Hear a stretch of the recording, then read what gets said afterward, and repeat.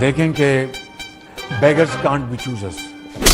Today, again, I would like to nominate this great president for Nobel Peace Prize, who is genuinely a man of peace. आप लोगों को शर्म नहीं आती इस तरह की बातें करते हुए? तबाही तबाही तबाही बलगल्लुला बेकमालिही। Mr. President, I would like to salute you. अस्तगफुरुल्लाह अज़ीम, ये उम्मत का क्या हाल हो गया है। दोस्तों नमस्कार, जय हिंद। स्वागत है आप सभी का एक और नए वीडियो में। गौरव भाई आपका भी स्वागत है भाई। जय हिंद दोस्तों। तो दोस्तों आप सभी के एंटरटेनमेंट के लिए आज हमारे पास में दो क्लिप्स हैं। गौरव भाई, पहला क्लिप हमारे पास में है पाकिस्तानियों की जो आइडेंटिटी जो क्राइसिस है, मतलब पाकिस्तानी कभी खुद को अरबी बताते हैं, कभी खुद को पता नहीं क्या बताते हैं। वैसे पता है हमें, इनका डीएनए एक जानवर से मिलता है वैसे पाकिस्तानियों का। हम तो बताते रहते हैं लेकिन इनको समझ में नहीं आता पाकिस्तानियों को। बकरुद्दीन या सुवरुद्दीन? हाँ, सूरजदीन से ही मिलता है सर इनका। बात यह है सर, आज इस वीडियो में लाहौर के ऊपर बात हो रही है कि लाहौर का नाम लाहौर क्यों पड़ा। तो आज और यह मकबूल जान आया हुआ, ये बकवास कर रहा है, ये इसकी सुनाते हैं कि नहीं जो बोला जाता है ना कि लफ्जी के नाम पे नाम पड़ा लाहौर का, बोल रहा है नहीं ऐसा कुछ नहीं है। दिखाएंगे भाई, लोगों को मजा आएगा। इसको भी थोड़ा सा हिस्ट्री का ज्ञान देते हैं। साथ में सर हमारे पास में एक मजेदार क्लिप है सर, मजेदार खबर आ रही है अमेरिका से। अमेरिका का एक कोई जनरल है सर, उसका मानना है कि पाकिस्तान का जो पाकिस्तान सबसे ज्यादा खोल के दे रहा है, मतलब इस समय खुल के दे रहा है अपनी सर्विस जो खुल के दे रहा है वो ईरान को दे रहा है सर, अमेरिका को नहीं दे रहा है। उधर से आपको पता है ईरान क्या बोलता है? ईरान बोलता है नहीं खुल के तो ज्यादातर ये अमेरिका को सर्विस दे रहा है पाकिस्तान। तो दोनों तरफ से पाकिस्तान पेला जा रहा है। मतलब कि जो पाकिस्तान का ख्वाब था दलाली करने का ईरान और अमेरिका के बीच में, वो टूटता हुआ नजर आ रहा है। चलते हैं वीडियो की तरफ, भाई लोगों को एंटरटेन कराते हैं। भाई लोग वीडियो पसंद आए लाइक शेयर एंड चैनल को सब्सक्राइब जरूर कर लेना। चलो भाई। नाजरीन, लाहौर पाकिस्तान का ना सिर्फ दूसरा बड़ा शहर है बल्कि बर्रे सगीर की जो खूबसूरत तहजीब है उसमें भी एक तारीख़ी अहमियत का हामिल बड़ा शानदार किस्म का एक शहर कहलाता है। लेकिन अभी तक इसके नाम की वजह तस्मिया और इसकी आबादकारी और बुनियाद में जो जदीद मुअर्रिखीन हैं, मुहक्किकीन हैं, वो इस बात पर मुत्तफ़िक नज़र नहीं आते कि इसको आबाद किसने किया था। जैसा जिस तरह मैंने आपके सामने अर्ज़ किया कि ये लाहौर, इसकी जो तारीख़ी हैसियत है और ख़ास तौर पर इसको आबाद करने की जो तारीख़ी जड़ें हमें मिलती हैं, वो रामचंद्र के बेटे लोह के साथ इसको मंसूब किया जाता है। इसको तारीख़ी तौर पर किस हद तक आप दुरुस्त समझते हैं? आज से कोई तकरीबन 10 साल पहले जब मैं वॉल्ड सिटी लाहौर का डीजी था तो मैंने एक किताब छापी थी, बहुत बड़ी 2-2,500 सफ़े की किताब है। और उस किताब का दिबाचा लिखते हुए मैंने एक चैलेंज किया था कि लाहौर बुनियादी तौर पर एक पैदाशी तौर पर मुसलमान शहर है। ठीक, इससे पहले इसकी कोई तारीख़ नहीं मिलती। और मैंने कहा था कि अगर किसी के पास कोई तारीख़ी सबूत है तो वो मुझे दे ताकि मैं अपने आप की तस्दीक कर सकूं। दूसरा ये है कि ये जो रामायण के ज़ात खुद किरदार हैं, इस किरदार के ऊपर भी अभी तक जो उनकी आर्कियोलॉजिकल एक्सकवेशंस हैं वो भी अभी तक सही साबित नहीं कर सकी कि क्या है। मतलब लंका ढाई किसने बोला? उसने हनुमान जी ने लंका ढाई। लंका के ढाईने का कोई खबर नहीं मिलता उनके यहाँ कि कब ढाई, कैसे ढाई, कोई ना कोई चीज देखो ना। अब लाहौर, नया लाहौर तो अब जंग के पास भी आपको मिल जाएगा, आपको वहाँ उसमें पेशावर में मिल जाएगा, आपको जर्मनी में भी लाहौर मिल जाएगा। तो ये लाहौर कहाँ से आएगा? इसका मतलब है कि राजा रामचंद्र हर जगह घूमता फिरता था। तो इस जमाने में एल.के. अडवाणी आया था यहाँ पर, मैं उस वक्त वॉल्ड सिटी का डीजी था। ठीक है, एल.के. अडवाणी को इन लोगों ने जाके कहीं कायल किया था कि ये लाहौर का जो एक किला है ना, इसके आलमगीरी गेट के खाने में एक मंदिर है, वो लूहू का मंदिर है, उसी के नाम पे अब बनाया गया था। और वो तो आप उसका इफ्तिताह कर लें। तो अडवाणी ने मेरे पास अपनी टीम भेजी, आर्कियोलॉजिकल टीम। मैंने जब उसके सामने सारे फैक्ट्स रखे और मैंने कहा यार एक बात देखो, तुमने उसका जो है ना उसकी जन्मभूमि बना दी हुई है, कौन सी वाली? अयोध्या। वहां हमने बाबरी मस्जिद भी ढा दी हुई है और वहां सारा, तो आप खींच खांच के लो और कुसू को लेके यहाँ कैसे आएंगे? या तो आप अपना या तो जोग्राफियाई तौर पे भी मुमकिन जोग्राफी तौर पर मुमकिन नहीं है, उस वक्त इस तरह की सूरत होती नहीं थी कभी जोग्राफी तौर पर, तो एकदम वो चले गए। तो मैं उन लोगों को लेके आ रहा था, जब ये आता है जहांगीरी से, मैं अडवाणी को नीचे लेके आया, और जैसे ही उसने आलमगीरी गेट से बाहर निकला था तो लोगों ने कहा कि आए, मैं नाम लेना चाहता, बहुत बड़े बड़े लोग हैं लाहौर के, बड़े सियासतदान मारूफ नॉट सियासतदान नहीं, कल्चर जो लाहौर के जो मामे बने हुए हैं ना, तहजीबी कल्चर, और ये जो कहते हैं हिंदू फलाना, और मतलब मुसलमान से एक दूर ले जाया जाए, सकाफती वर्षा, जो बड़े बड़े बड़े लोग हैं, मेरे दोस्त हैं सारे। तो अडवाणी वहां से ऐसे भागा कि कहीं तस्वीर ना आ जाए उसकी, और सीधा हजूरी बाग जाके रुका। ठीक है। तो वो इतना उसको था कि कहीं ये कहें जी लहू का मंदिर, और कल को वहां के मुसलमान कहेंगे जो तो रामचंद्र तो उधर है, तुम इधर क्या करने आए। लेकिन सर ये नाम की मुनासबत की वजह से शायद ये गलतफहमी है कि लाहौर, नाम देखें, नाम लहू वो बेसिकली उसको, जब मैंने इंडिया में जब पूछा, लहू नहीं कहते उसको, लव कहते हैं, लव। तो लव से लाहौर कैसे हो गया, तो लोहार, यहाँ तो लोहारी से लाहौरी भी बना जाते हैं। और वो हमारा एक दोस्त, मैं उससे कल बात नहीं करता, वो लाहौर कहते, फ्रेंच और होर करके बहुत मजाक उड़ाया करता था हमारा। नाम की कोई ऐसी नहीं है, असल में इसकी बहुत सारे नाम जो है लोगों ने लिखे हैं तारीख के अंदर, और कोई कभी कोई, कभी कोई, कभी कोई, लेकिन उसका कोई ताल्लुक लूफ से नहीं है। ठीक है। सुन लिया।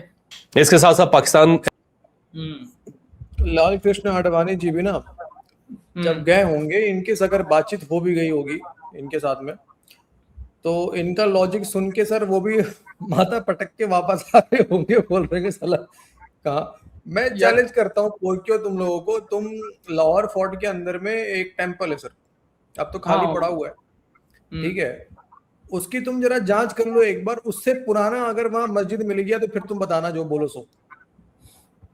नहीं, मैं भी तो वही कहना चाह रहा हूँ सर। एक बात बताओ, इसने बोला कि मुस्लिम शहर है एक, ये जो लाहौर है, इसने बोला कि मुस्लिमों ने बसाया, ठीक, मान लिया।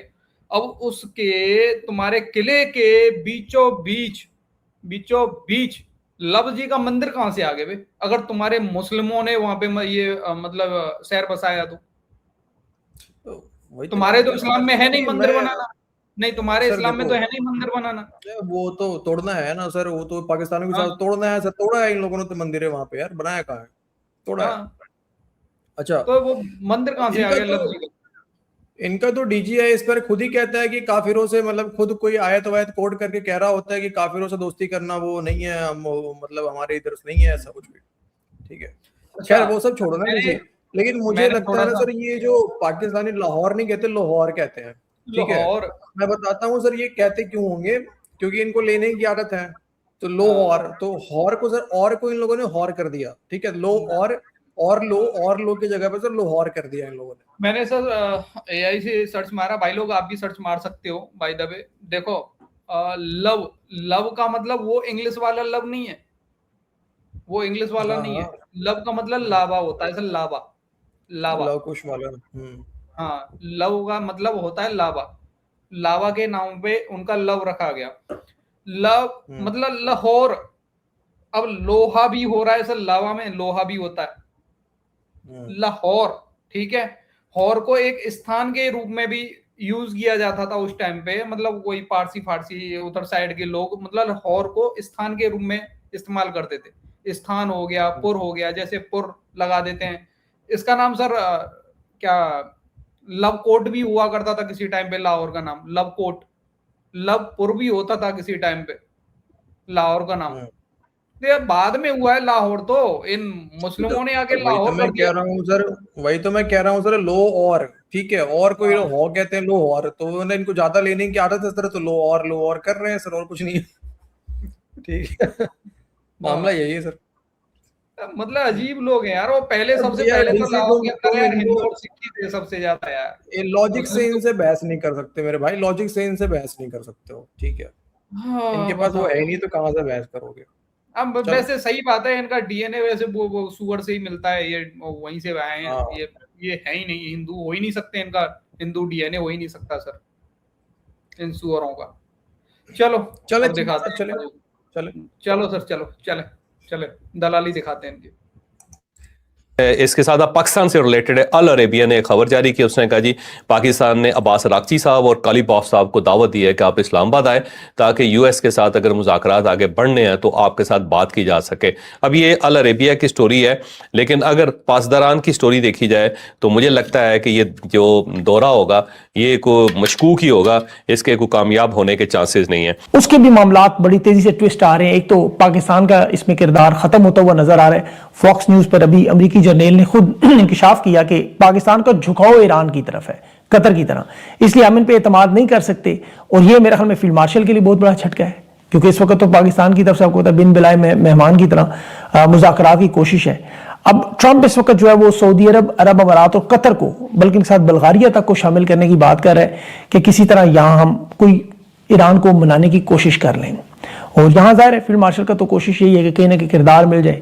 अब ईरान के साथ ये मुज़ाकरात की आखिरी कोशिश है कि 24 घंटे का जो ट्रंप ने दोबारा अल्टीमेटम दिया हुआ है, और उसके मुज़ाकरात के झूठ बार बार पकड़े जाते हैं। अभी देखें इसने दावा किया कि मुज़ाकरात हो रहे हैं जिनसे, लेकिन ईरान के जो वज़ीर ख़ारजा वो इराक अरबाइन के जुलूस में, उनकी वीडियो वहां नजर आ रही है, तो मुज़ाकरात किससे करने दें। तो मुज़ाकरात के हवाले से भी देखिए अब जो ममालिक उसमें पाकिस्तान की तरफ से बड़ी दौड़ लगाई गई थी, ये सबसे बड़ा अहम मामला आप याद रखें। अब उसमें डोनाल्ड ट्रंप के सामने इन्हें अपनी अहमियत दिखानी थी मुज़ाकरात की बातचीत के लिए, मुज़ाकरात के लिए नहीं, मुज़ाकरात की बातचीत के लिए एक माहौल बनाना, कमरा यानी किराए पे देना, टेबल लगाने, रेड कारपेट, माइक्रोफोन, कैमरे वगैरह। अब ये हसास मामला कितना मजाक बन चुका है कि ट्रंप कहता है मुज़ाकरात हो रहे हैं, ईरान कहता है नहीं हो रहे। पाकिस्तान बिन बुलाए वो दावतनामे मेजबानी के प्रिंट करने लग जाते हैं। 4 में से 3 फरीक को पता ही नहीं होता कि मुज़ाकरात शुरू है या मनसूख है। इस्लामाबाद में खाने के केटरिंग और ऑर्डर शुरू कंफर्म हो जाते हैं। तो सालसी के नाम पे फेस सेविंग की ट्रंप को भी इनकी सिर्फ वही वारदात चल रही है, और ये बड़ा पस्त किरदार है। देखिए असल मामला इनका सिर्फ किराए की फौज का, जो सऊदी अरब में आप देखें सना में यमन के दारुल हुकूमत में खतरनाक हमले हुए हैं। अब इस वक्त यमन, इराक, कुवैत में जंग लगी हुई है धड़ाधड़, और सऊदी अरब इस वक्त यमन में फौज दाखिल करने के दावे कर रहा है, क्योंकि यहां इस वक्त सऊदी अरब की जो मईशत है वो बिल्कुल इस वक्त मुंजमद होकर रह गई है। इन चंद हफ्तों में वो बिल्कुल तेल नहीं बिक रहा। और अमेरिका को ईरान पर हमले से रोकने की बड़ी वजह भी यही थी कि ईरान और यमन 2 महाज इकट्ठे नहीं लड़े जा सकते। इन्होंने जो 3500 सऊदी रियाल पर हर महीने के लिए 25,000 फौजी रखे हैं, ये यहां इनसे जंग लगवाना चाहते हैं। ट्रंप इस जंग को शुरू नहीं करना चाहता यमन में, क्योंकि उसे पता है कि ये सारा फोकस उधर चला जाएगा, और फिर लेबनान, गजा और हौसियों की तरफ से जाहिर है फिर मामला 3 तरफ से शुरू हो जाएगा, और ईरान के मामलात और से फिर डील करनी पड़ेगी। बहरहाल अब ये मामला चल रहा है, आप डेटिंग है, 24 घंटे का नोटिस है, इंशाल्लाह अगले वीलॉग में आपको बताऊंगा क्या हो रहा है यार पाकिस्तान के साथ, समझ में नहीं आ रहा कुछ यार। मतलब क्या हो गया, मतलब अरे सिस्टम हिल गया सर, पाकिस्तान का सिस्टम क्रैश हो गया यार। तो चिंता करने वाली बात है यार डीसी। मतलब यार पाकिस्तान यार तरक्की कर रहा है, इधर सला कोई भाव नहीं दे रहा उसको। मुझे लग रहा है ना यार कि ये जो $10 बिलियन जो मांगा है ना इसने, पाकिस्तान ने, ट्रम्प के कान में ये बात गया होगा कि साला $10 बिलियन मांग रहा है। उसने बोला होगा साला मैं इधर जो है पोरक्यों, मैं इधर दुनिया से पैसे इधर ला रहा हूँ, तू मुझसे पैसा मांग रहा है, निकल यहाँ से। नहीं वो भी आ गए ना, अपनी औकात पे आ गए भिगोंगे अपनी औकात पे हैं। अरे यार पहले यार पीस, अच्छा पूरी दुनिया में पीस करवाने की सोच रहे हैं, साला अपने देश में पीस नहीं कर पा रहे ये लोग। अपने देश कहीं पीस हो भी नहीं पा रहा है, कहीं पीस भी नहीं हो पा रहा ना, बड़ी बात तो ये है। मतलब नहीं कोई पूछ ही नहीं रहा अब तो इसको। नहीं, उधर से ईरान बोलता है साला तू अमेरिका को खोल के ज्यादा दे रहा है, उधर से अमेरिका बोलता है नहीं तू ईरान की साइड ज्यादा खोल के बैठा हुआ है, हमारी तरफ खोल के बैठ। जी आप सोचो जिस दिन इन लोगों ने सो कॉल्ड इस्लामाबाद ये जो साइन करा था पीस एग्रीमेंट, 2-4 दिन तो हमने तो खैर पहले ही बात करा था कि हफ्ते भर के बाद सबकी इनकी औकात नजर आएगी। ये उसके बाद रशिया यूक्रेन भी शांति वार्ता करवा रहे थे, रशिया यूक्रेन भी पहुंचने की बातें कर रहे थे कि अब हम रशिया यूक्रेन में भी शांति करवाएंगे। अरे भैया नोबेल दिला रहे थे फटा पजामा फील्ड मार्शल को। मतलब यहाँ पे कुछ करवा नहीं पाए, $10 बिलियन उल्टा मांग लिया। रूस यूक्रेन के बीच में जाके बात करवाते, $10-12 बिलियन वहां से मांगते साले बिग मंगे। भाई साहब तगड़ा इनका गेम था, सही में यार तगड़ा गेम था भाई साहब। ये एक बात अगर बाई चांस मान लेते हैं, ये अगर सक्सेस हो भी जाते हैं अपने गेम में, ये लोग $10 बिलियन अमेरिका से सोच के चलो, ठीक है, 2-3 बिलियन के करीब ईरान से खींच लेते ये लोग, ईरान से लेने के चक्कर में ईरान से भी ले लेंगे हम, ईरान को जो पैसा मिलेगा उसमें से $2-3 बिलियन खींच लेंगे। साथ में सर सऊदी अरब से कुछ पैसा कमा रहे होते, जिस हिसाब से ये बता रहे थे 15-20 बिलियन डॉलर सालाना कमा रहे होते सऊदी अरब की। मुझे तो वो हिलाली और नजम सेट्टी का शो याद आ रहा है, जहाँ पे एंकर होस्ट जो है वो बड़े खुशी खुशी पूछती है कि नजम सेट्टी साहब देखिए हमने तो बड़ी कामयाबी हासिल कर ली, लेकिन ये कामयाबी का रिवॉर्ड कब मिलेगा, हमें पैसे कब मिलेंगे हमें? हाँ मिलेंगे मिलेंगे, अरे मिलेंगे यार। तो जो है यार भाई साहब प्लानिंग तो बहुत तगड़ी की थी, लेकिन पर वो ये ना पाकिस्तानी जो सोचते हैं लात ही पड़ती है इनको हर जगह से। उस समय लेकिन ज्यादा मजा आ रहा था डीसी, अभी थोड़ा मजा कम हो गया। थोड़ा सा मजा कम, उस समय इनकी बातें सुनने में ज्यादा मजा आ रहा था। ओके, फिर आएगा टाइम आएगा सर, फिर से चलना शुरू होगा सर इनका, देखना मजा आएगा। बाकी भाई लोग आपका क्या मानना है अपनी राय कमेंट सेक्शन में जरूर देना। वीडियो पसंद आई हो लाइक और शेयर कर देना। मिलते किसी नेक्स्ट वीडियो में। जय हिंद, गौरव, जय हिंद सभी भाई लोग। जय हिंद दोस्तों।